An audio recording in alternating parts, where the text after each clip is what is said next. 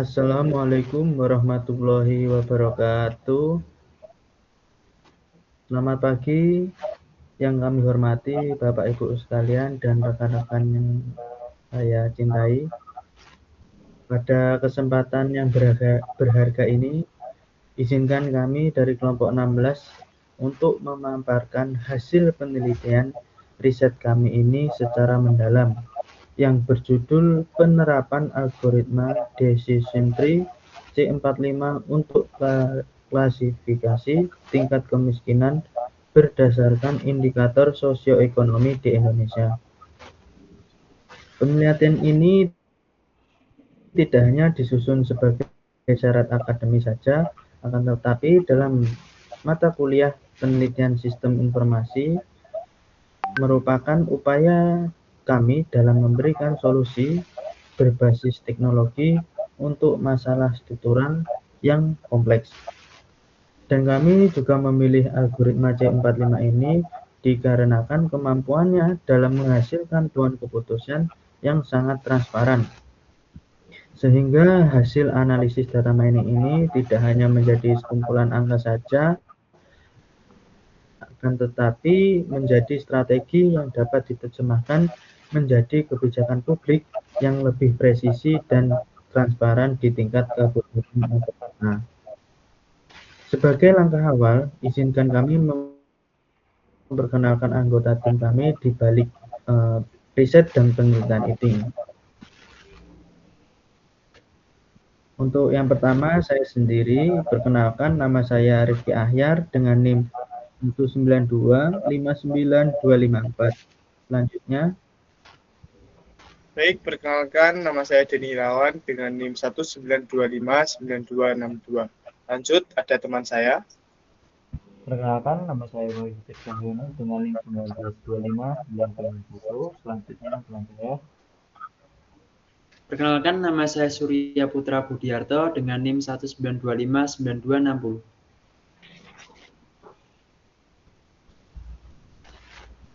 untuk selanjutnya akan dipaparkan oleh teman saya, Surya. Baik, terima kasih Mas Ahyar. Berdasarkan data Badan Pusat Statistik tahun 2021, tercatat sekitar 10,14% penduduk Indonesia atau setara dengan kurang lebih 27 juta jiwa masih berada dalam kondisi miskin. Angka ini menunjukkan bahwa kemiskinan masih menjadi persoalan struktural yang signifikan dan belum sepenuhnya teratasi. Permasalahan kemiskinan di Indonesia tidak bersifat tunggal.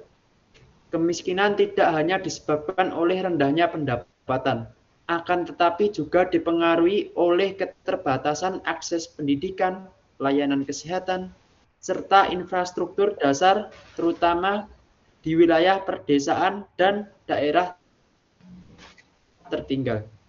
Kondisi ini menyebabkan kesenjangan kesejahteraan antar wilayah masih cukup tinggi. Selain itu, pendekatan pengukuran kemiskinan yang hanya berfokus pada aspek ekonomi dinilai belum mampu menggambarkan kondisi kesejahteraan masyarakat secara utuh. Banyak individu yang berpendapat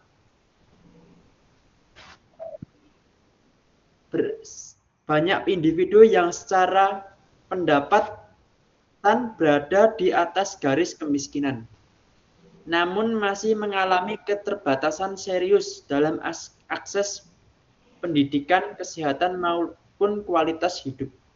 Oleh karena itu, diperlukan pendekatan yang lebih komprehensif dan berbasis data untuk memahami kemiskinan secara menyeluruh.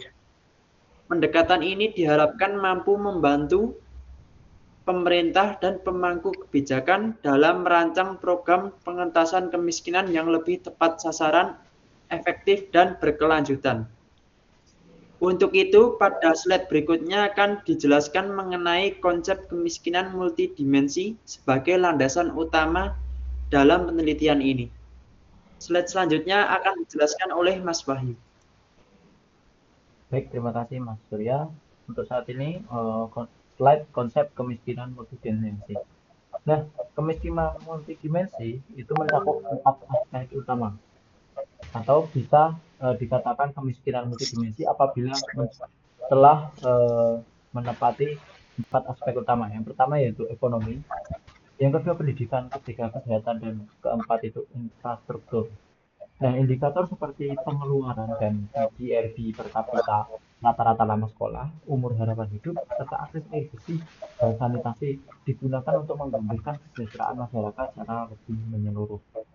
Konsep ini menjadi dasar utama dalam penelitian atau pemilihan variabel penelitian.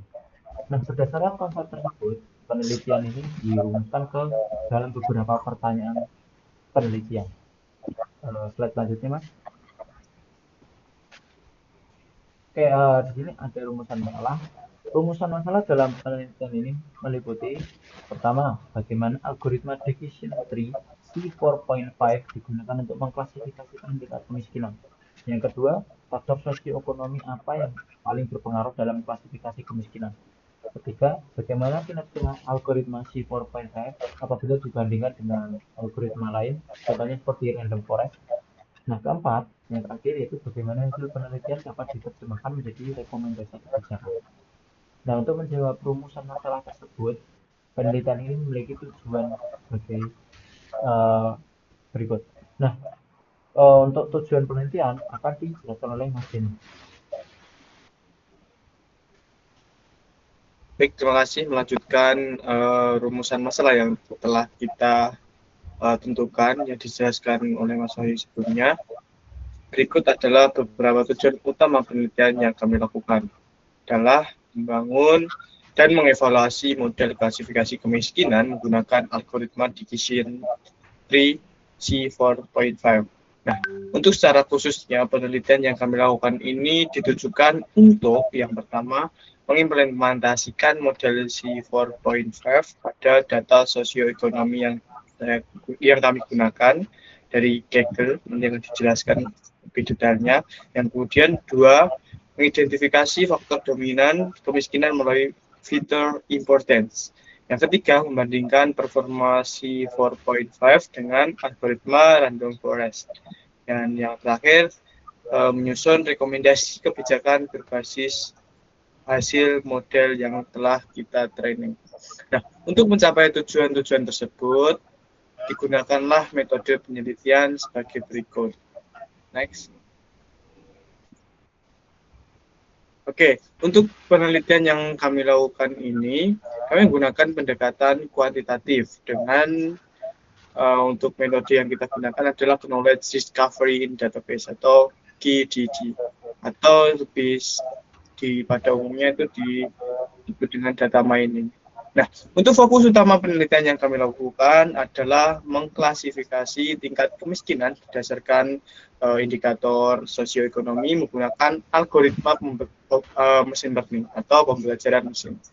Nah, untuk selanjutnya mengenai dataset yang kami gunakan, untuk detailnya akan dijelaskan oleh Mas Surya. Baik, terima kasih Mas Denny. Berikut ini adalah dataset sosioekonomi yang diperdalam. Dataset penelitian ini bersumber dari data resmi Badan Pusat Statistik tahun 2021 yang diperoleh melalui platform Kaggle. Pada tabel yang ditampilkan di slide ini dapat dilihat bahwa yang pertama, setiap baris mempresentasikan satu kabupaten atau kota di Indonesia. Nah, yang kedua, total terdapat 514 baris, yang berarti seluruh wilayah administratif tingkat kabupaten kota telah terwakili. Yang ketiga, setiap kolom mempresentasikan satu indikator sosioekonomi. Perlu ditegaskan bahwa unit analisis penelitian ini adalah wilayah, bukan individu ataupun rumah tangga. Artinya, model yang dibangun bertujuan untuk mengklasifikasikan kondisi kemiskinan suatu daerah, bukan memprediksi status kemiskinan per orang. Pendekatan ini relevan untuk perumusan kebijakan makro, seperti penentuan daerah prioritas bantuan dan perencanaan pembangunan nasional. Untuk memahami lebih rinci isi tabel tersebut, Atribut-atribut yang digunakan akan dijelaskan pada slide berikutnya.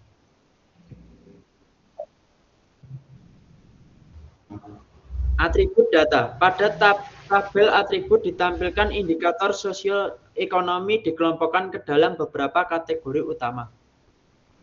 Nah, cara membacanya tabel atribut ini adalah sebagai berikut.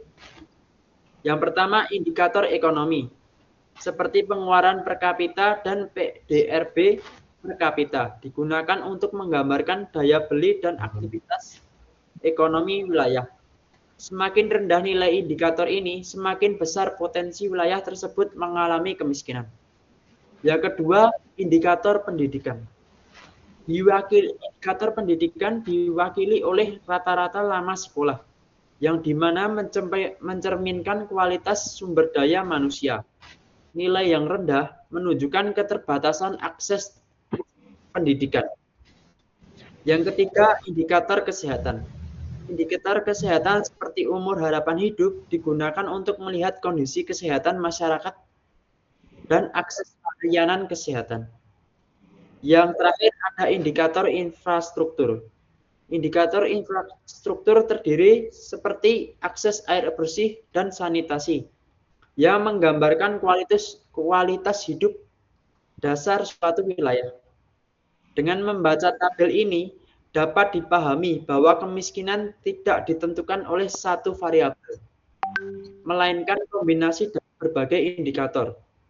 Namun sebelum digunakan dalam pemodelan, data harus melalui tahap pra-pemrosesan, yang dimana slide selanjutnya akan dijelaskan oleh Mas Wahyu.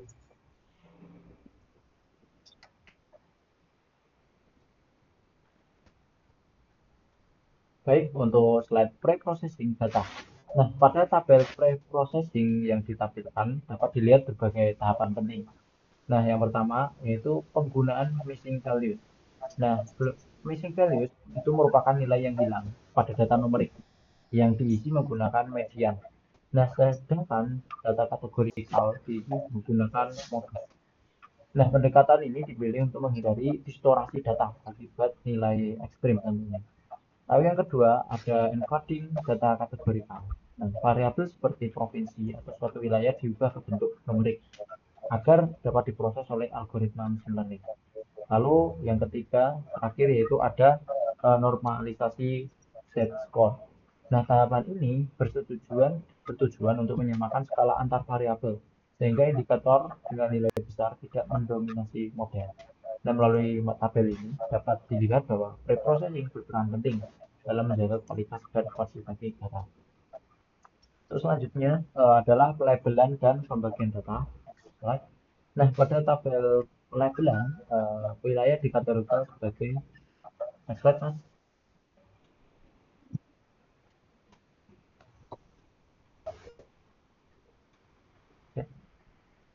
Oke, pada tabel miskin atau 1 itu apabila nilai P0 itu lebih dari 20%.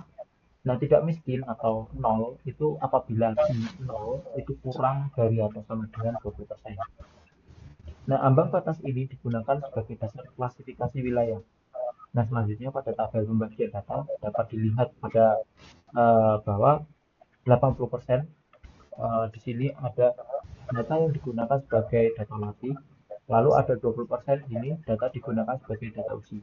Nah, pembagian dilakukan secara stratified sehingga proporsi kelas miskin dan tidak miskin tetap terjaga. Nah, pendekatan ini sangat penting agar model tidak bias terhadap kelas mayoritas. Nah, tahap berikutnya adalah proses permodelan. Untuk proses permodelan sendiri akan dipaparkan oleh Mas Benny. Next slide, Mas.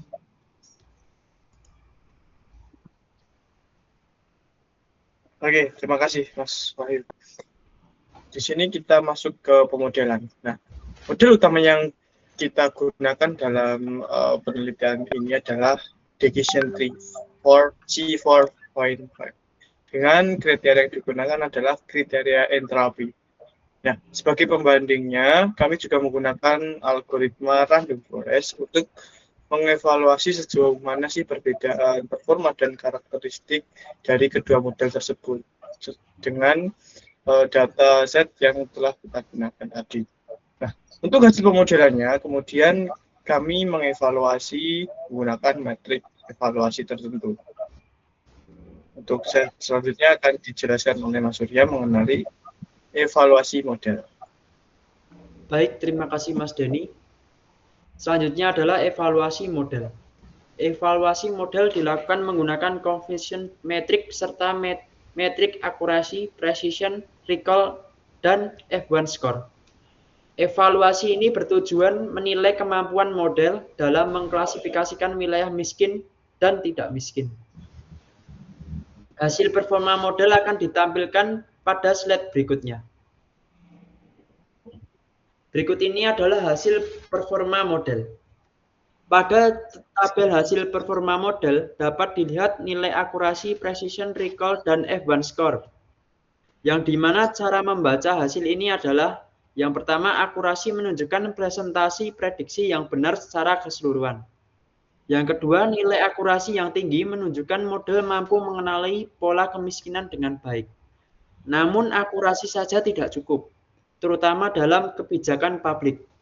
Oleh karena itu, diperlukan analisis lebih mendetail melalui convention metric, yang dimana slide selanjutnya akan dijelaskan oleh Wahyu.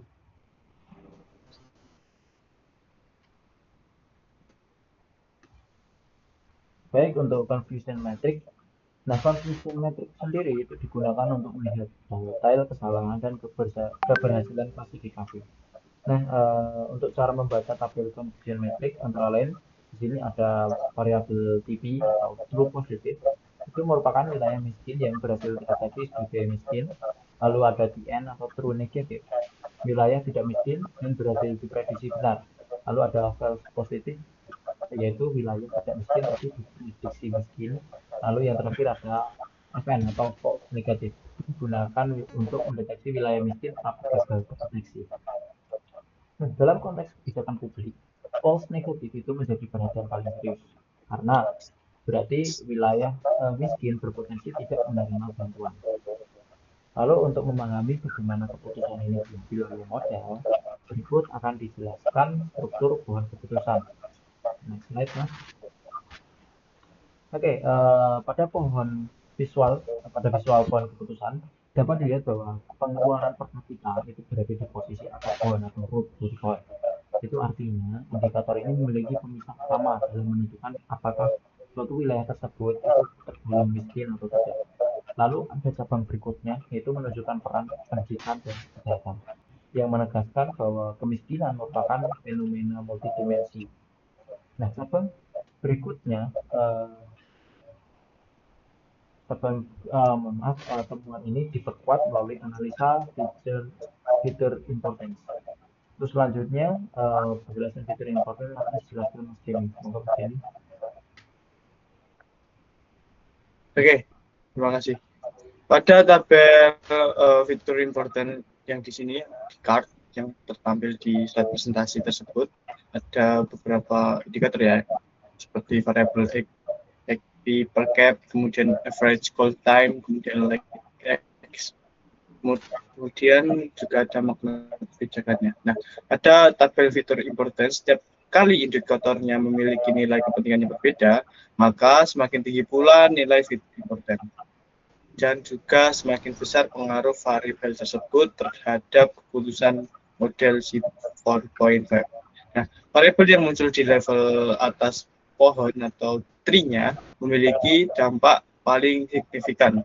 Nah, hal ini menunjukkan bahwa indikator ekonomi kesehatan dan infrastruktur dasar menjadi faktor dominan dalam terjadinya status kemiskinan.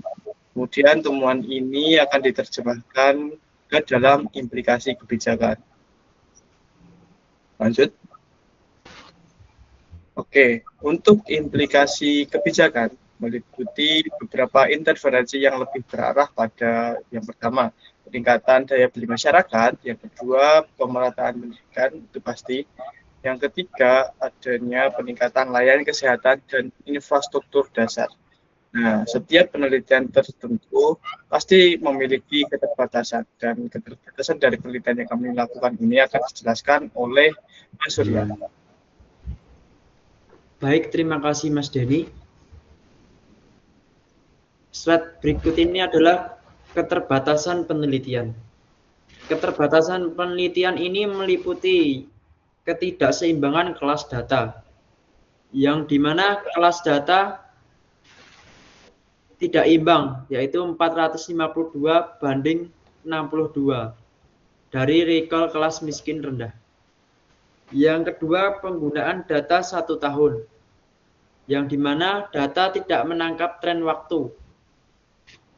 Yang ketiga, kompleksitas fitur akibat encoding. Sebagai tindak lanjut, diberikan saran penelitian lanjutan, yang dimana slide selanjutnya akan dijelaskan oleh Mas Wahyu. Oke, baik, terima kasih Mas. Penelitian selanjutnya ini disarankan menggunakan data multi tahun serta menerapkan algoritma klasifikasi tambahan untuk meningkatkan generalisasi model. Nah, selanjutnya akan ditampilkan juga lampiran sebagai bukti administratif. Mas Tahyar, mungkin.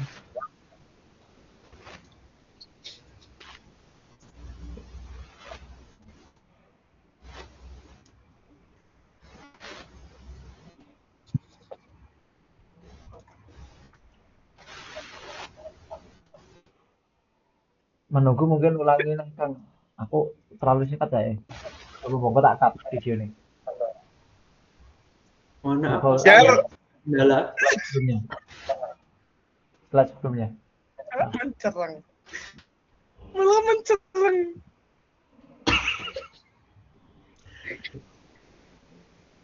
Oke, wis dong.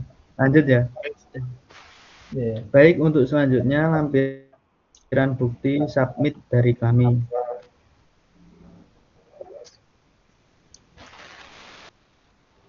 Baik, selanjutnya lampiran bukti submit dari kami. Sebagai pertanggungjawaban ilmiah dan upaya diseminasi hasil dari penelitian kelompok kami telah melakukan submisi artikel ilmiah ke jurnal nasional terakreditasi. Judul penerapan algoritma decision tree C45 untuk klarifikasi tingkat kemiskinan berdasarkan indikator sosioekonomi di Indonesia. Jurnal tujuan simpatik, jurnal sistem informasi dan informatika dari kampus UPSI di Universitas Bina atau menunggu proses editorial review. Submission ID 11341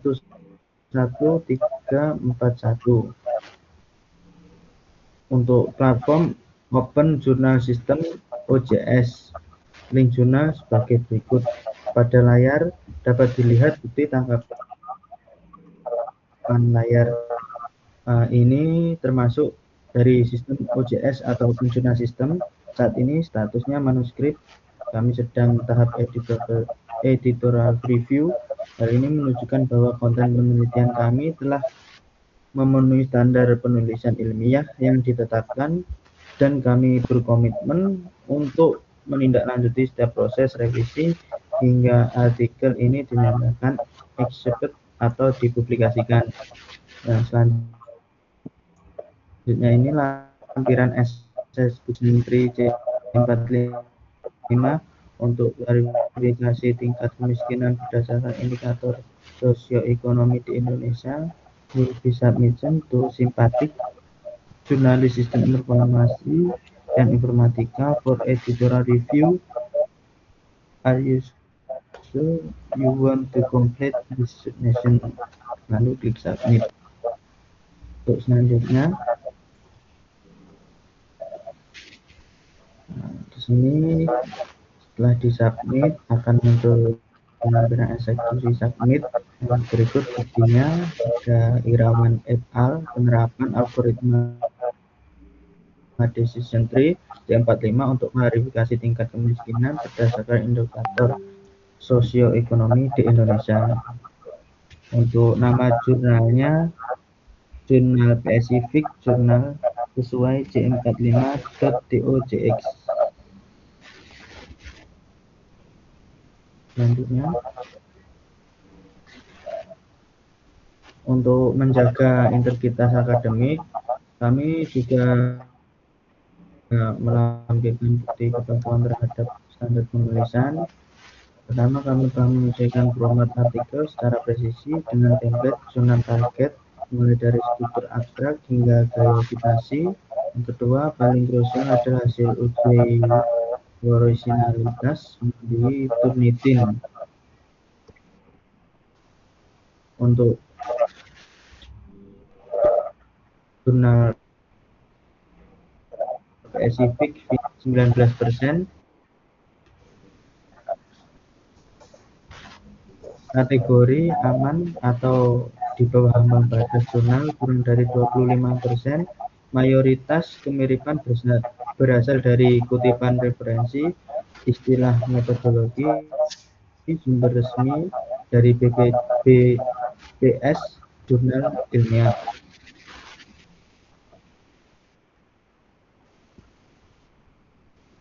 Untuk hasil pemindaian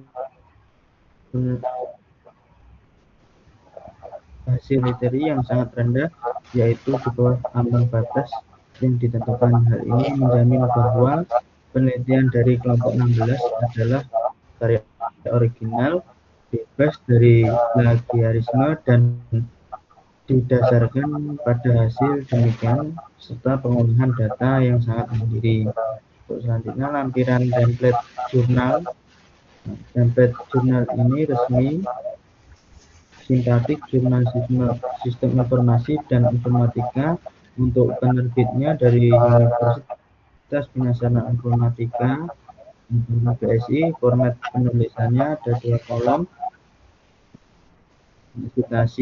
citasinya apastel, struktur imret, yaitu ada pendorongan, metode, hasil, dan sesuai dengan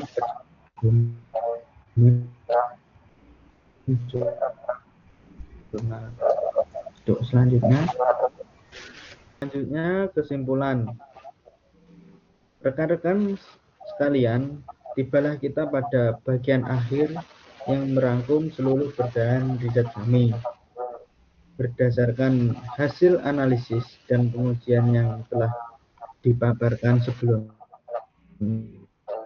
kami menarik beberapa kesimpulan dari kami. Untuk yang pertama, dari model C45, random forest menghasilkan akurasi 90%. Efektivitas algoritma decision tree C45 telah terbukti efektif dalam mengklarifikasi tingkat kemiskinan dengan tingkat akurasi yang tinggi. Model ini tidak hanya mampu mengolah data numerik, akan tetapi juga memberikan struktur keputusan yang mudah dibaca oleh manusia melalui representasi pohon keputusan itu sendiri. Dan algoritma C45 lebih sensitif terhadap kelas miskin dibandingkan random forest. Faktor sosioekonomi dominan. Melalui analisis fitur importance, kami menyimpulkan bahwa pengeluaran per kapita, akses sanitasi, dan rata-rata lama sekolah merupakan faktor yang paling berpengaruh dalam menentukan status kemiskinan suatu wilayah. Hal ini mengkonfirmasi bahwa kemiskinan di Indonesia memang bersifat multidimensi. Untuk faktor dominan kemiskinan mencakup ekonomi, kesehatan, dan infrastruktur data. Algoritma C45 dinilai paling sesuai untuk pengambilan keputusan kebijakan berbasis data. Perbandingan performa, meskipun random forest menawarkan stabilitas yang sangat tinggi, tentunya algoritma C45 memberikan keunggulan dalam hal implementabilitas dalam konteks kebijakan publik, kemampuan untuk menjelaskan mengapa suatu daerah dikategorikan miskin, jauh lebih berharga daripada sekedar angka prediksi yang sangat mentah. Algoritma data mining terbukti mampu mengidentifikasi faktor kemiskinan secara lebih objektif. Kontribusi terhadap kebijakan ini dan hasil penelitian ini bukan sekedar angka di atas kertas, melainkan sebuah instrumen yang relevan bagi pemerintah untuk melakukan alokasi sumber daya secara presisi. Adapun model ini juga merekomendasikan interferensi yang berbeda untuk setiap wilayah sesuai dengan indikator yang paling lemah di daerah tersebut. Dengan demikian, integritas machine learning ke dalam sistem informasi pemerintahan adalah sebuah langkah strategis yang sangat layak untuk ditindaklanjuti demi kebijakan yang lebih objektif dan inklusif. Untuk selanjutnya,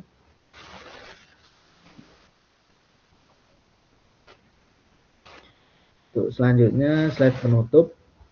Rekan-rekan sekalian yang saya banggakan, itulah dari akhir presentasi dari kelompok kami, mulai dari seluruh pemaparan hasil penelitian kelompok 16 mengenai penerapan algoritma C45 untuk klasifikasi tingkat kemiskinan di Indonesia. Kami sangat berharap hasil riset dan penelitian dari kami ini tidak hanya berhenti di ruang diskusi ini atau presentasi ini, akan tetapi dapat menjadi sejarah atau kontribusi bagi pengembang sistem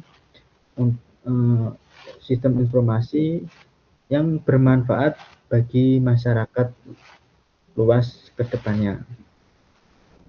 Dan kami juga menyadari sepenuhnya bahwa sebagai peneliti yang pemula, masih banyak ruang untuk perbaikan dan penyempurnaan dalam karya ini atau penelitian kami. Oleh karena itu, kami sangat terbuka dan menantikan masukan, kritik, dan saran konstruktif dari rekan-rekan sekalian untuk mengembangkan riset dan penelitian kami di masa yang akan mendatang. Sebelum kami menutup sesi presentasi ini, izinkan kami mengutip satu kalimat. Data hanyalah angka jika tidak diolah. Namun, data adalah kebijakan jika kita mampu mengungkap cerita di baliknya. Terima kasih atas perhatian, waktu, dan apresiasi yang telah diberikan kepada kelompok kami. Bila ada salah kata dan kata-kata yang kurang atau salah dan kurang berkenan dan kurang dipahami kita dari kelompok 16, kami mewakili mohon maaf yang sebesar-besarnya dan saya ucapkan terima kasih banyak. Saya akhirul kalam. Wassalamualaikum warahmatullahi wabarakatuh.